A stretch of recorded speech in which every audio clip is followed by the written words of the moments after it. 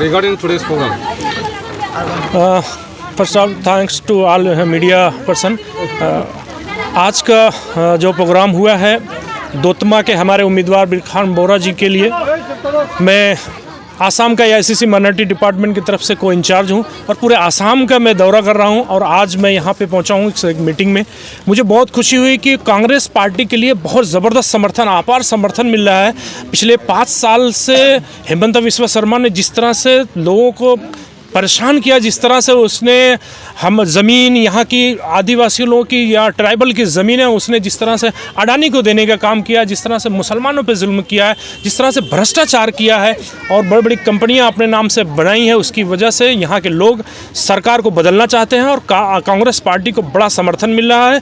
गौरव गोगोई जी ने पिछले 6 महीने में अध्यक्ष बनने के बाद जिस तरह से लोगों के दुख दर्द में खड़े हुए आवाज़ उठाई है तो एक बड़ा समर्थन उनको मिल रहा है और उनके फादर का तरुण गोगोई जी का नाम और उनका काम भी आज उनके काम आ रहा है।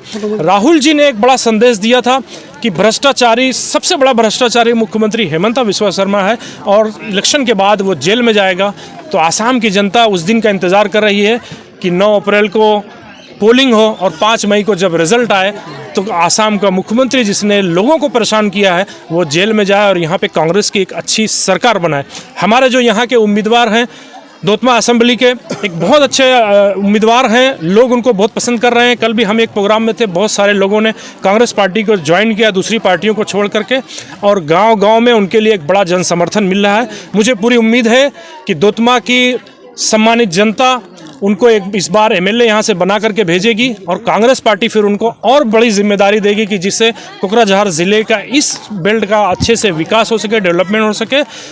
ख़ास तौर से एक बहुत इम्पॉर्टेंट है महिलाओं के लिए जो कांग्रेस पार्टी ने आश्वासन दिया है, वो एजुकेशन के लिए बात हुई है और सबसे बड़ी बात है कि हमारे इस आसाम के जो सबसे चहेते सिंगर थे, जो चहेते सबके थे नौजवानों के, उनकी जो डेथ हुई थी, आज तक उनके आरोपियों को सरकार कहीं न कहीं से बचा रही है कि उनके साथ इंसाफ नहीं हुआ है। कांग्रेस ने कहा है कि सरकार बनने के बाद 100 दिन के अंदर में हम हमारे जो प्यारे लीडर जो जिनको पूरा आसाम मानता था जुबिन दा को, उनके साथ न्याय होगा और जो उसके आरोपी होंगे वो जेल में जाएंगे।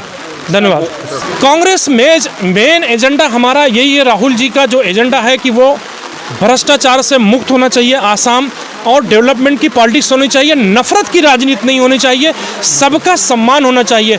सरकार का काम नहीं होता है कि किसी एक जाति, किसी एक धर्म, किसी एक ज़िले की बात करे, सरकार पूरे आसाम की होती है। और आज का मुख्यमंत्री जो भाषा इस्तेमाल करता है, संविधान की जब आप शपथ लेते हैं, बाबा साहब ने संविधान बनाया है तो आप उस शपथ लेते हैं कि हम किसी के साथ भेदभाव नहीं करेंगे, लेकिन हमारे मुख्यमंत्री भेदभाव कर रहे हैं। एक ही एजेंडा क्लियर है, सबका साथ, सबका विकास और सबका सम्मान और सबकी है कांग्रेस।